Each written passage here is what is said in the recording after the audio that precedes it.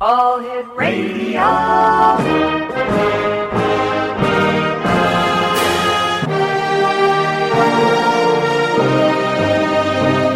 Welcome to the X Zone, a place where fact is fiction and fiction is reality.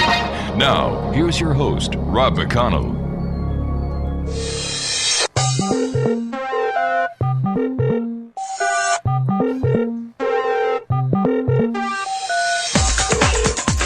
You know, it's been an impressive week. Let me see. We've got the troubles in Crimea still going on. I don't know if the Russians are increasing their presence or if, Secretary Kerry was actually successful in what he did. But one of the other points of last week that we looked at was the Pope with President Obama meeting the Pope, bringing him carrots. Did anybody ever really figure out why he brought the Pope carrots? Oh, yeah, I certainly don't. But it was a nice gesture, I guess. Couldn't bring a rabbit, brought him carrots. But we're going to be continuing that topic about the Pope because Pope Francis is a topic that everyone talks about. The Catholic Church, in my opinion, is in one hell of a mess. And my guest this hour is going to try and help me answer the question, can Pope Francis clean up the Catholic Church? Donald Tucker is my guest this hour, and the decision to elect Cardinal George Bergoglio as the new pontiff clearly worked wonders to finally earn the Roman Catholic Church glowing headlines. But even Times Person of the Year may be challenged in trying to exercise what he continues to have to fight off as a haunting presence in the church. Now, this is a quote from my guest this hour, who is a former Secret Service agent, Donald Tucker. I think Pope Francis is an honorable man, but he has inherited a church with an entrenched social structure of corruption. He's already announced a major overhaul of the Vatican's bureaucracy, including reforms and policies to rein in the Vatican's bank, which has a reputation for corruption and scandal. Donald Tucker's website is www.donaldwtucker.com. And Donald, welcome to the X Zone. Good morning. How are you? I'm doing great. Tell me, do you think that the Pope can actually pull off the reform of the Catholic Church? I think he's doing the best that he can at this point. He has made some extraordinary changes within the Vatican structure. Already, a lot of the parishioners, Catholic parishioners, who have basically left the church are returning, and that's a good sign. But I think that he still has a very, very heavy load to hold in changing completely. You've written a very interesting book entitled Immaculate Deception. It's a novel about a powerful criminal element working within the Vatican. Now, I understand it's a novel, but how much truth is in that novel? There's a lot of truth in it, and it was very interesting to listen to. You know, it started to be a program. Basically, I think it said fact based on fiction, or fiction based on fact. And when I started my novel, it was totally a fiction novel dealing with a counterfeiting case that I had when I worked in Chicago. And as I came up with the plot, I thought it was very interesting to come up with a story which basically outlined the fact that the church, Catholic Church, has paid out over almost $3 billion to pay off some of the sexual abuse lawsuits. And I started to think, what if the church was running out of money? You know, what would they do in order to stem the tide of not only running out of money because of lawsuits, but also parishioners leaving? And I came up with the idea of using, some of the facts from that counterfeiting case, that maybe a member of the church would push the, Vatican into a counterfeiting operation. But I started to do research, and more research, and even more research. And I was completely astounded by some of the things that I was finding about the Vatican and the Catholic Church, with all the abuse and the corruption and the things that were going on, and these things have been going on for decades. Wow. Here we've got a new pontiff. He's loved by the people. You know, he goes where the people are. He brings. Yes. I would imagine he would be a Secret Service agent's worst nightmare to protect. I totally agree. You know, one of the problems that he has, and it's been something that's been going on again for decades. He's got to deal with the Italian mafia. Oh yeah. The mafia has been entrenched not only in Italy and Sicily, but also the fact that they've been using the Vatican Bank. And as you know, the Vatican Bank is part of the culture. Yes. It's almost, the Vatican is a country. Yeah. And they have strict guidelines that you can't penetrate. So the mafia has been laundering money through the Vatican Bank. Wow. Donald, you and I hate to interrupt you, but I've got to take a 2-minute commercial break. We'll be right back. Exo Nation, Donald W. Tucker is my guest, www.donaldwtucker.com. The Vatican, Pope Francis, the Mafia, and more. Don't go away.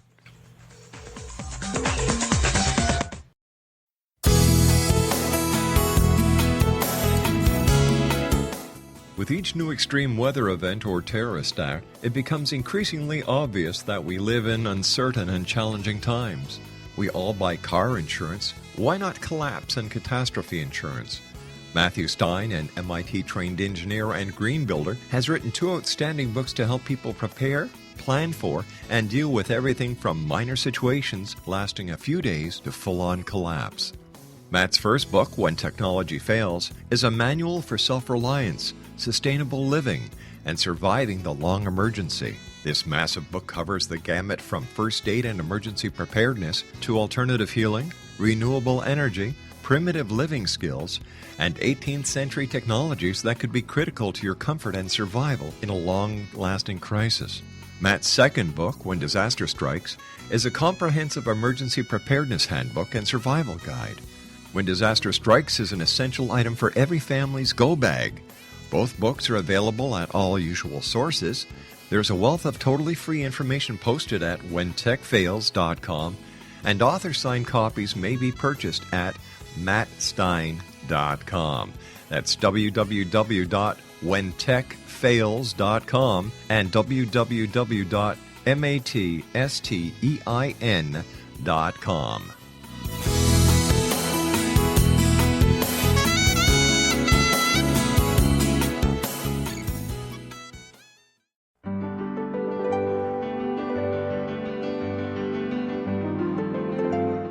Named one of the world's greatest psychics, Elizabeth Joyce is now giving readings worldwide via Skype.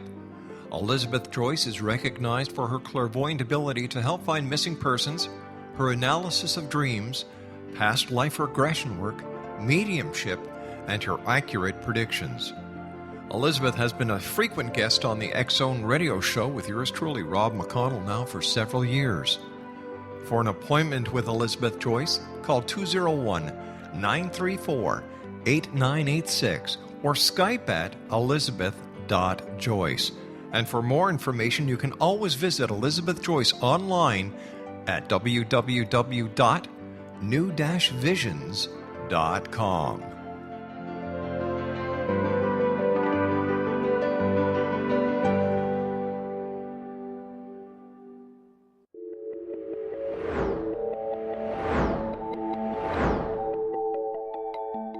Do you have a dis-ease that you would like to alleviate through a natural means? Have you been contacted by angels, ghosts, or even extraterrestrials and want to validate these experiences? Or would you simply like to speak with someone who can help you find your life's purpose? I'm Dr. Joseph Mara, and I'm offering my services free of charge for first-time clients contacting me during the month of April. These free consultations include angel card readings, guided meditations, life coaching, and energy healing. If you have always wanted to explore these types of experiences but were skeptical or simply could not afford them, then take advantage of this free special offer. Contact me through my website, a guiding light spelled LITE.com to schedule your consultation today. Until then, I offer you love, light, and laughter.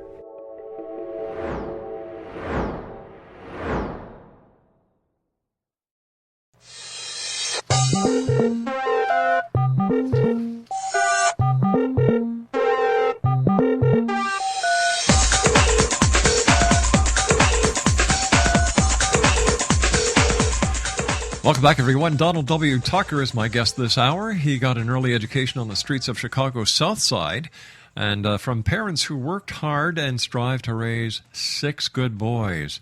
His long career in federal law enforcement includes overseeing the investigation of the 1995 Oklahoma City bombing, and after retirement from the Secret Service, serving as a U.S. Marshal for Arizona. Donald currently owns a private investigation agency in Arizona, and his website, Exonation, I'd like you to take this down and visit it, www.donaldwtucker.com. And we're talking to Donald about his new novel that's out, Immaculate Deception. It's all about the Vatican, money laundering, the mafia, and much more. And Donald, first of all, thanks very much for joining us today. Congratulations on a great book. And for all the work that you and other law enforcement agencies do, and other law enforcement officers, whether in the Secret Service, U.S. Marshals, or the municipal and other federal law enforcement agencies today working under a combined task force of Homeland Security, thank you for the wonderful job you do, and thank you for protecting us. Thank you very much. I appreciate it. You and I were chatting briefly during the commercial break about a statement or a decree that the Pope gave the mafia? Right. It was basically it was like an attack on the mafia, basically telling the mafia and organized crime bosses that they would end up in hell if they did not convert and give up their lives of blood-stained money and blood-stained power, and they would end up in hell if they didn't repent. Now, that's a very, very strong statement. Very strong statement for one man who's going up against hundreds of years of organized crime. Absolutely. Jeez. And, you mentioned, I was with the Secret Service for over 25 years and protecting presidents and dignitaries. And one of the things that was, paramount is to make sure that our protectee was safe. Mm-hmm. And I mentioned that I kind of feared for the life of Pope Francis because he's out there with the Catholic and with the public. Mm-hmm. And I've watched TV stories and TV events where he has appeared and he is shaking hands and basically exposing himself. And I think with the fact that he's taking on the mafia. And the mafia in Italy, as you know, is very, very strong. And I just fear for the fact that sometimes, you can take on something that, you regret in the long run. Would I be making an understatement understatement when I say that he must be his protective unit's headache? Oh, absolutely. Anytime you have a president that has the potential for threats, it makes your for agents our watchfulness increases 100% because we never know what is going to happen, and sometimes we've had made decisions where the threat level was so high that we have suggested or tried to prevent the protectee from going to certain occasions or exposing himself to the point where it would make it very difficult to guarantee the safety of their life. But when you're in a protective detail, whether it's the Pope or whether it's the President of the United States, who has final say on what really happens? Is it the protectee or the person responsible for the Secret Service detail? The protectee. Really? I mean, we're his bodyguards, and we're his or her bodyguards, and we let them know what our level of security awareness is at the time, and what we feel that he should do, and why he should not go to a certain location, or attend a certain event. And we hope that he listens to what we would tell him to do or not to do.